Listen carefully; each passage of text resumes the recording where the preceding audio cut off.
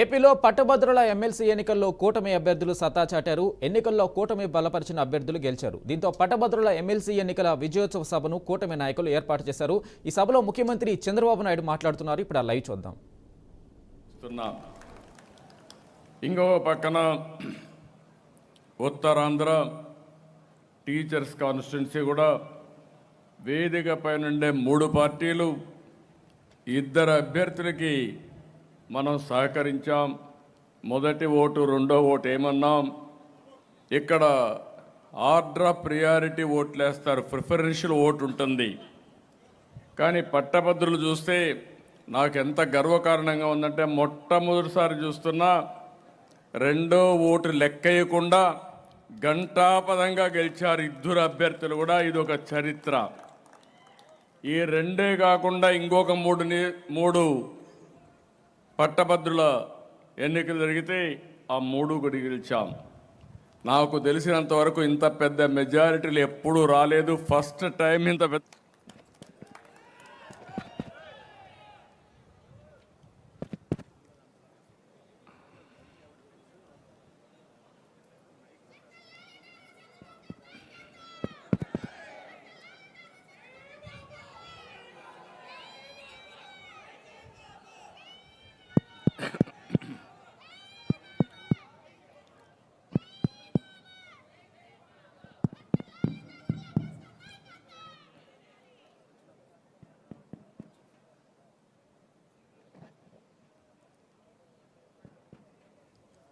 ఈరోజు మనం చూసినప్పుడు మొట్టమొదటిసారిగా గెలుస్తారు, కానీ ప్రిఫరెన్షియల్ ఓట్లో లాస్ట్ కౌంట్లోనో లేకుంటే మధ్యలోనో గెలిచే పరిస్థితి ఉండేది. మొట్టమొదటిసారిగా అతిపెద్ద మెజారిటీతో గెలిపించారు. ఇది ఒక మాటలో చెప్పాలంటే మన మీద ప్రజలకు ఉండే విశ్వాసం అని మరొక్కసారి మీ అందరికీ తెలియజేస్తున్నా. అక్కడ కూడా విశాఖపట్నం ఉత్తరాంధ్రలో మీరు చూస్తే మొదటి 2 క్యాండిడేట్లు మన వాళ్ళే మిగిలారు. 3వ క్యాండిడేటు కౌంటింగే లేకుండా, అవసరం లేకుండా వాళ్ళల్లో ఒకరు గెలిచే పరిస్థితికి వచ్చారు. ఏదేమైనా కొంతమందిని నేను చూస్తున్నాను రాజకీయాల్లో, ఎవరైతే పని చేస్తారో వాళ్ళు గెలిపిస్తారు. అది మాట్లాడే ముందు జనసేన మిత్రుడు పవన్ కళ్యాణ్ గారు ఇక్కడ లేరు. ఆయన తరపున ఈ కార్యక్రమానికి వచ్చినటువంటి నాదెళ్ల మనోహర్ గారు, బీజేపీ అధ్యక్షురాలు తరపున ఈరోజు ఈ కార్యక్రమానికి వచ్చిన సత్యకుమార్ గారు, గౌరవ జనరల్ సెక్రటరీ లోకేష్ గారు, తెలుగుదేశం పార్టీ రాష్ట్ర అధ్యక్షులు శ్రీనివాస్ గారు, ఆలపాటి రాజేంద్ర ప్రసాద్ గారు ఇప్పుడే చెప్పాడు.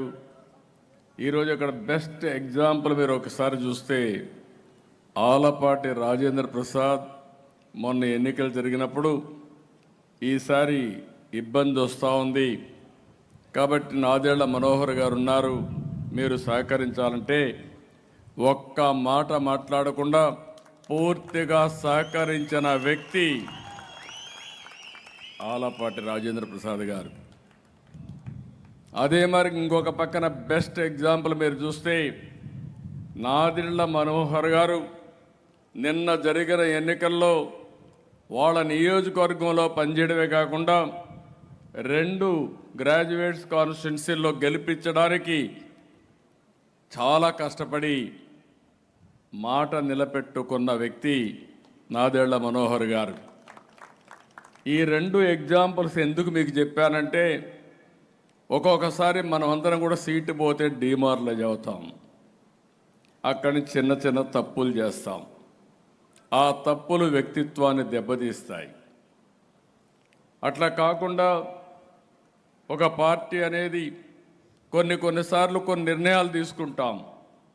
ఆ నిర్ణయాలు గౌరవించినప్పుడు తిరిగి వాళ్ళ గౌరవించే బాధ్యత పార్టీ తీసుకుంటుందని చెప్పి కూడా నేను మీకు తెలియజేస్తున్నా. ఏ పార్టీ అయినా సరే దానికి పాటుపడి పనిచేస్తాం. ఇంకో పక్కన మొట్టమొదటిసారి పేరాబత్తుల రాజశేఖర్ ఎమ్మెల్సీ అయ్యాడు. పార్టీకి సిన్సియర్గా పనిచేస్తూ ఉంటే నేను ఆలోచించి చెప్పాను, నువ్వు ఎమ్మెల్సీగా ఉంటావంటే నేను ఉంటానన్నాడు. అక్కడి నుంచి ఆయన పెడితే బ్రహ్మాండమైన మెజార్టీతో మీరు గెలిపించే పరిస్థితికి వచ్చారు. ఇవన్నీ చూసిన తర్వాత మనందరం గుర్తుపెట్టుకోవాల్సింది, ఎప్పుడైనా సరే ఎప్పుడు ఎన్నికలు వచ్చినా ఆ ఎన్నికల్లో అందరం పనిచేయగలిగితే ఎప్పుడూ తిరుగుండదు. అధికారంకి వస్తానే పని చేసిన వాళ్ళని మర్చిపోయినా, లేకపోతే ఏ పార్టీకైనా 3 పార్టీలకి ఇది వర్తిస్తుంది, పని చేసిన వాళ్ళకు కాకుండా వేరే వాళ్ళకు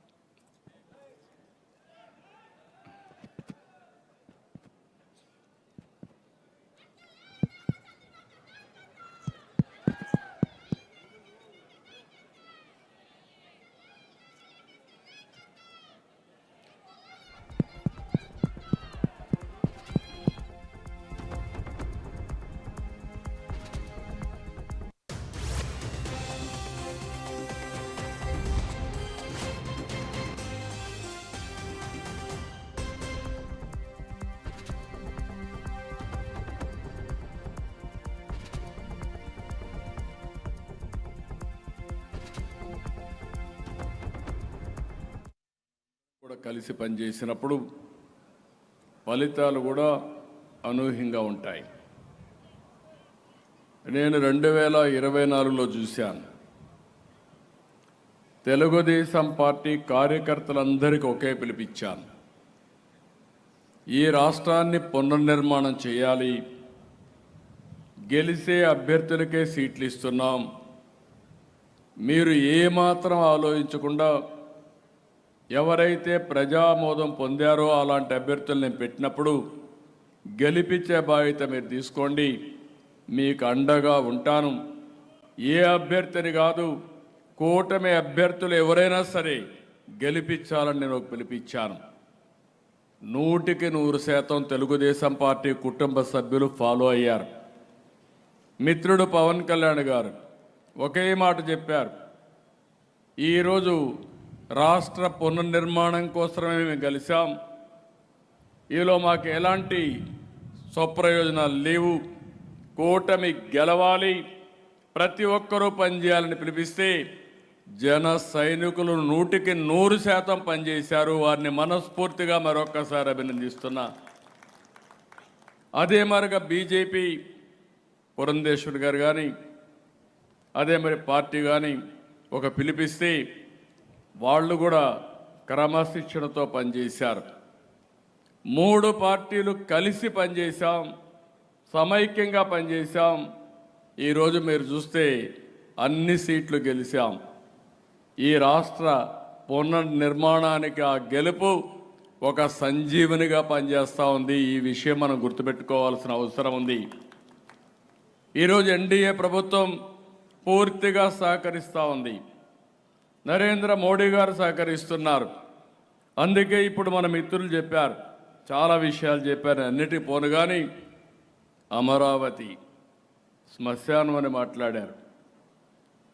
3 రాజధానులు మాటలు చెప్పి 3 ముక్కలాటాడి ఎక్కడా అభివృద్ధి చేయకుండా సర్వనాశనం చేసే పరిస్థితికి వచ్చారు.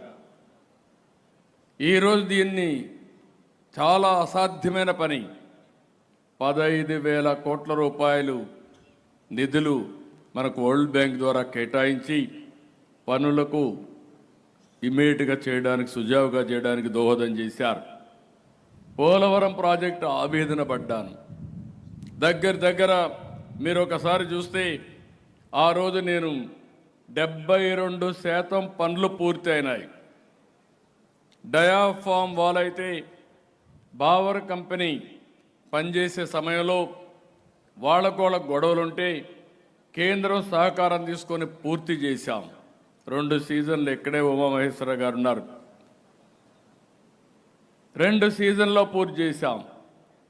అలాంటి చరిత్రాత్మకమైన పనులు చేసి అదే ఆ ప్రభుత్వం కానీ కంటిన్యూ అయి ఉంటే 2020కే పోలవరం పూర్తి చేసి జాతికి అంకితం చేసేవారం.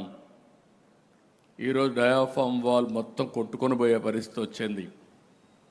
ఎవరైనా ఆ ప్రాజెక్టు విచ్ఛిన్నమైనప్పుడు బాధపడిన వాళ్ళు ఉంటారంటే నేనే మొదటి వ్యక్తిని. ఎందుకంటే దాంతో నేను చాలా అసోసియేట్ అయ్యాను. ప్రతి వారం సోమవారాన్ని పోలవరం చేసుకున్నాను. నెలకొక్కసారి పోలవరం వెళ్ళాను. పండగల పూట కూడా కన్సర్న్ మినిస్టర్ని కలిసి ఎట్టి పరిస్థితిలో పూర్తి చేయాలని ఒత్తిడి తీసుకొచ్చారు. అలాంటి ప్రాజెక్టు ఆంధ్రప్రదేశ్కి జీవనాడి. అలాంటి జీవనాడిని సర్వనాశనం చేసే పరిస్థితులు చాలా బాధపడ్డాం. దానికి కూడా మీరు చూస్తే కేంద్రం పూర్తిగా ముందుకొచ్చి 12,150 కోట్ల రూపాయలు నిధులు కేటాయించి ప్రాజెక్ట్ని సుజావుగా ముందుకు తీసుకుపోవడానికి దోహదం చేశారు. ఇవన్నీ కూడా మొదటి 3-4 నెలల్లో జరిగాయంటే అది ఎన్డీఏ పట్టుదల, కమిట్మెంట్ అని చెప్పి మరొకసారి మీ అందరికీ తెలియజేస్తున్నా. ఇదే కాకుండా అసాధ్యం అనుకున్నటువంటి విశాఖపట్నం స్టీల్ ప్లాంట్ చాలామంది అనుకున్నారు ఇంకా రాదు అని. విశాఖ నేను ఒకటే చెప్పాను, ప్రధానమంత్రి గారు కానీ స్టీల్ మంత్రికి కానీ నిర్మలా సీతారామన్ గారిని ఒకటే కోరాను. ఆంధ్రప్రదేశ్ ప్రజల యొక్క సెంటిమెంట్ ఇది. ఉద్యమాలు జరిగాయి. విశాఖ ఉక్కు ఆంధ్రుల హక్కు అని ఉద్యమాలు జరిగి ప్రాణత్యాగాలు చేశారు.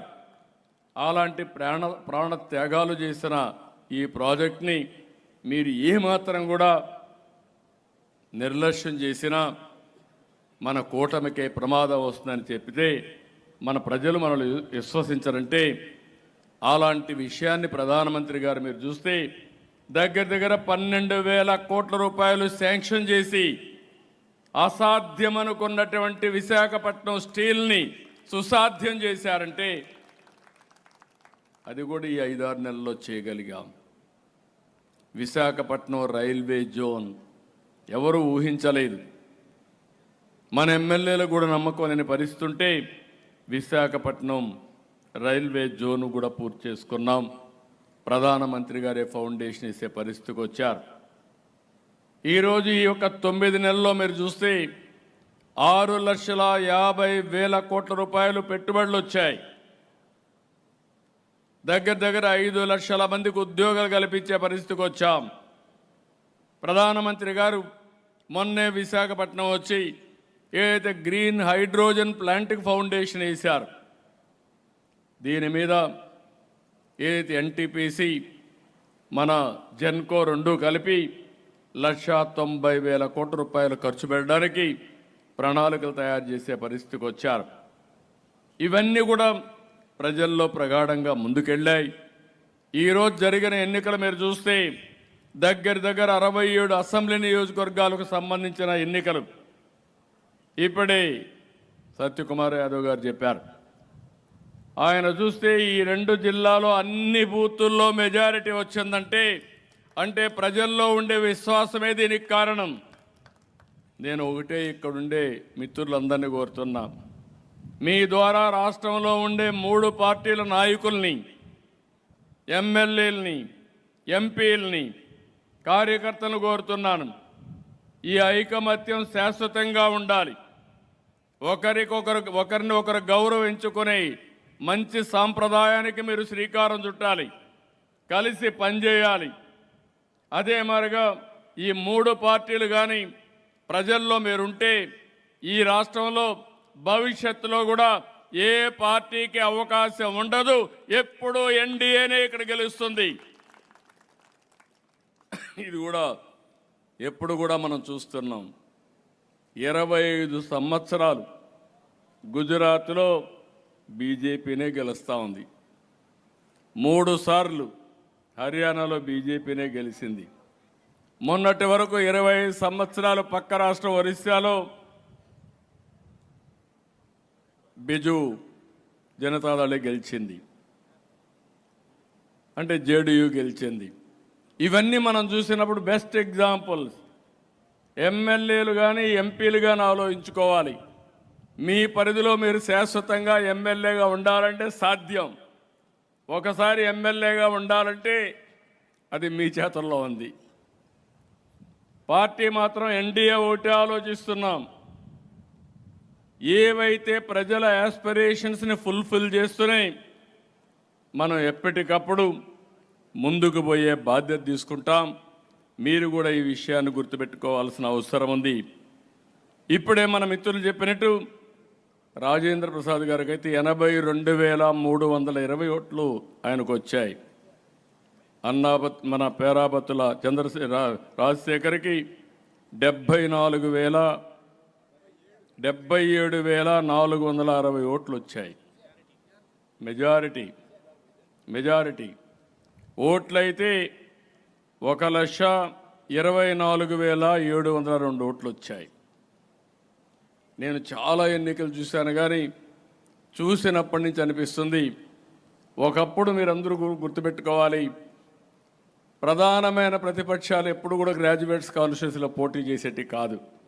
నేను ఇప్పుడు కాదు, నా సుదీర్ఘమైన రాజకీయ అనుభవంలో 40 ఏళ్ళుగా చూశాను. ఎవరు అప్పుడు కూడా కొంతమంది ఇంటలెక్చువల్స్ ఇండిపెండెంట్లుగానో జనసంఘ పేరుతోనో బీజేపీ పేరుతో అప్పుడప్పుడు బీజేపీకి గెలిచారు. అప్పుడు కూడా మేము కూడా సపోర్ట్ చేశాం. తర్వాత కూడా ఒకసారి సపోర్ట్ చేసినప్పుడే గెలిచారు ఆంధ్రప్రదేశ్ వరకు. అదే వైజాగ్లో సపోర్ట్ చేశాం. అంత మునుపు తెలుగుదేశం పార్టీ ఎందుకో కానీ శ్రద్ధ పెట్టలేదు. అది కడపతో ప్రారంభించాం. అది మీరు చూస్తే ఏదైతే రాయలసీమ వెస్ట్తో ప్రారంభించి రాయలసీమ ఈస్ట్తో మొదలుపెట్టి విశాఖపట్నంతో అక్కడి నుంచి శ్రీకారం చుట్టి 5 గ్రాడ్యుయేట్స్ కాన్స్టిట్యున్సీలు గెలిచే పరిస్థితి వచ్చామంటే అది ఒక పెద్ద అనుభూతి అని చెప్పి కూడా నేను మీకు తెలియజేస్తున్నా. ఈరోజు మనం ఇవన్నీ చూసిన తర్వాత మనం అందరం ఒక విషయం గుర్తుపెట్టుకోవాల్సిన అవసరం ఉంది. ఏ వ్యక్తి అయినా రాజకీయాల్లో ప్రజలకు మంచి చేస్తే, ప్రజలతో మనం ఉన్నామని నమ్మితే ప్రజలు వదిలిపెట్టరు. ఇప్పుడు నేనుంది కుప్పం నియోజకవర్గంలో. ఇప్పటికీ దగ్గర 7 సార్లు గెలిచాను, 8 సార్లు గెలిచాను. 40 సంవత్సరాలు. అన్ని నియోజకవర్గాల్లో కొన్ని నియోజకవర్గాలు ఇలాంటివి ఉన్నాయి. అంత మునుపు 5 సంవత్సరాలు ఉన్నాను, అది వేరే విషయం, ఇంకొక కాన్స్టిట్యున్సీలో. ఇవన్నీ మనం చూసినప్పుడు ప్రజలకు మనం అందుబాటులో ఉండడం, మన నియోజకవర్గాన్ని మనం నర్చర్ చేయడం, ఎక్కడికక్కడ మనం చేయగలిగితే ఎప్పుడూ గెలిచే అవకాశాలు ఉంటాయని చెప్పి కూడా నేను మీకు తెలియజేస్తున్నా. ఇంకొక పక్కన ఈరోజు నేను మిమ్మల్ని అందరినీ కోరేది ఒకటే, ఈరోజు చాలా సమస్యల్లో కూడా మనం చూసినప్పుడు బాధ్యతలు చాలా ఉన్నాయి. నేను 4వ ముఖ్యమంత్రి. ఇప్పుడు కూడా నాకు ఒకసారి తలుచుకుంటే నిద్ర రావడం లేదు. లెక్కలు చూస్తే నాకు అంతుపట్టడం లేదు. సూపర్ 6 చెప్పాం. ఇంకొక పక్కన అనేక హామీలు ఇచ్చాం. ఇంకొక పక్క ఖజానా చూస్తే ఏం చేయాలనో దిక్కుదోచని పరిస్థితి. కేంద్రాన్ని అడగాలంటే ఏం అడగాలనో తెలియని పరిస్థితి. ఎందుకంటే ఏదో ఒక లెక్క అడగాలి కదా, ఆ లెక్క అడగాలంటే ఎక్కడ దిక్కులేని పరిస్థితి వచ్చింది.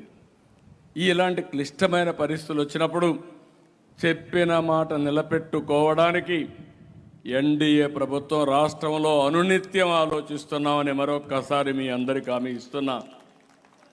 ఎక్కడా ఇవ్వని విధంగా ఇచ్చాం.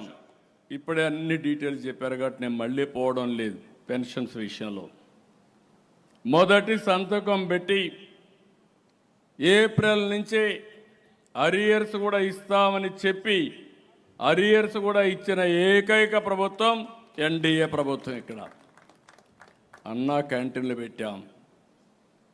అదే మరి మిగిలిన మనం చెప్పినట్టు అన్నీ చేసి మళ్ళీ ఏ విధంగా చేయాలని ఆలోచిస్తున్నా. మనం మాట ఇచ్చాం, చెప్పాం, ప్రజలు మన మీద నమ్మకం పెట్టుకున్నారు. అందుకే తొందరలోనే తల్లికి వందనం ఇవ్వాలని, అదే సమయంలో రైతుకి ఇవ్వాల్సిన అన్నదాత రైతుకి ఇవ్వాలని, ఇంకో పక్క మత్స్యకారులకి మనం వాళ్ళు వేటకు పోయే సమయంలో హాలిడే ఇస్తారు. ఆ సమయంలో 20,000 రూపాయలు ఇస్తున్నాం. అది నిలబెట్టుకోవడానికి అన్ని ప్రయత్నాలు చేస్తున్నాం. నాకు ఒక నమ్మకం ఉంది. ఎట్టి పరిస్థితిలో వారికి కూడా ఇచ్చి వారి నమ్మకాన్ని నిలబెట్టుకుంటామని మరొక్కసారి మీ అందరికీ హామీ ఇస్తున్నా. ఈరోజు మనల్ని గెలిపించింది గ్రాడ్యుయేట్స్ గెలిపించారు, చదువుకున్న వాళ్ళు గెలిపించారు. అప్పుడు 57% అయితే ఇప్పుడు 67-63%కి వెళ్ళే పరిస్థితి వచ్చింది. అంటే నమ్మకం పెరిగింది. దీన్ని మనం అందరం గుర్తుపెట్టుకోవాల్సింది. ఎవరైతే గ్రాడ్యుయేట్స్ ఉన్నారో వారందరికీ విజ్ఞప్తి చేస్తున్నా, మనస్ఫూర్తిగా కూటమి తరపున మీకు ధన్యవాదాలు తెలియజేస్తున్నా. అచంచలమైన విశ్వాసం పెట్టుకున్నారు, మీరందరూ కలిసి ఓటేశారు, అది నేను గుర్తుపెట్టుకుంటాం. కానీ ఈరోజు రాష్ట్రంలో ఎప్పుడూ రాని విధంగా మళ్ళీ ఒకసారి చెప్తున్నా, ఎక్కడైతే డబల్ ఇంజన్ సర్కార్ ఉంటుందో అక్కడ అభివృద్ధి ఉంటుంది. మన రాష్ట్రంలో డబల్ ఇంజన్ సర్కార్ ఉంది. కేంద్రం రాష్ట్రం కలిసి సమిష్టిగా పనిచేస్తాం. కేంద్రంలో ఎలాంటి ఇబ్బందులున్నా రియల్ టైంలో పరిష్కారం చేసుకుని ఒకరిని ఒకరు స్ట్రెంగ్తన్ చేసుకుంటూ ముందుకు పోయే సాంప్రదాయానికి శ్రీకారం చుట్టాం. దీనివల్ల మెరుగైన ఫలితాలు వస్తాయని చెప్పి కూడా మీకు తెలియజేస్తున్నా. ఈరోజు తెలుగుదేశం ఈ యొక్క ఎన్డీఏ పార్ట్నర్సే కాకుండా చదువుకున్న వ్యక్తులు ప్రతి ఒక్కరూ ఆలోచించాల్సిన అవసరం ఉంది. ఉపాధ్యాయులు, రిటైర్ అయిన వ్యక్తులు, ఇప్పుడు పనిచేసే ఎంప్లాయీస్ అందరూ గవర్నమెంట్లో, ప్రైవేట్లో పనిచేసే వ్యక్తులు, లేకుంటే అన్ఎంప్లాయీగా ఉన్న వ్యక్తులు మీరు కూడా ఆలోచించుకోవాల్సిన అవసరం ఉంది. భవిష్యత్తులో నాలెడ్జ్ ఎకానమీ ప్రగాఢమైన రోల్ ప్లే చేయబోతుంది మన దీంట్లో. అలాంటి నాలెడ్జ్ ఎకానమీలో కీలక పాత్ర పోషించవలసిన బాధ్యత ఈ యొక్క గ్రాడ్యుయేట్స్కి ఉంది. అందుకే నేను చాలా స్పష్టంగా ఏదో 40 ఏళ్ళకు 50 ఏళ్ళకు చెప్పడం లేదు. స్వర్ణాంధ్ర విజన్ 2047 ఎగ్జాక్ట్గా ఇప్పటి నుంచి 23 ఏళ్ళు. హైదరాబాద్ డెవలప్ చేసింది 95 నుంచి డెవలప్ చేస్తే 30 ఏళ్లలో ఒక ప్రూఫ్ ఆఫ్ కాన్సెప్ట్ మన కళ్ళ ముందర కనపడుస్తూ ఉంది. మళ్ళీ నేను హామీ ఇస్తున్నా, ప్రజలను కోరుతున్నా, విద్యావంతులు ముందుండాలని చెప్పి అప్పీల్ చేస్తున్నా. 2047కి భారతదేశంలో నెంబర్ 1 రాష్ట్రం ఏదంటే దానికి చిరునామాగా ఆంధ్రప్రదేశ్ ఉండాలి.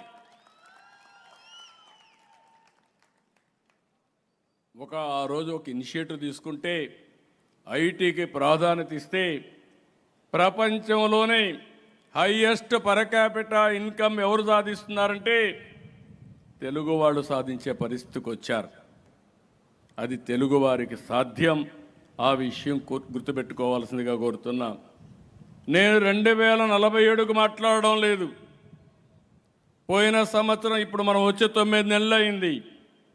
9 నెలల్లో మీరు అభివృద్ధి చూస్తే 12.94% వచ్చింది. దానివల్ల జరిగింది ఊహించిన విధంగా తలసరి ఆదాయం పెరిగింది.